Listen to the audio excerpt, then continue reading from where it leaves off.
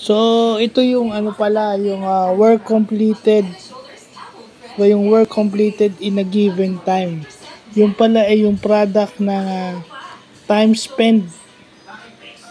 Kung gaano ka katagal nagtatrabaho, times yung working speed. So, i-multiply mo lang pala yun, di ba? Tapos, mabi-measure mo yung work na nagagawa mo. At syempre, alam na natin yung pangalawa, pero inano lang natin, ito yung, yung productivity, yung output over input. So, nilagay lang natin na result over effort. So, other term or other components of productivity and itong work completed na to. Inaano natin yung working speed. Tsaka yung time spent, no?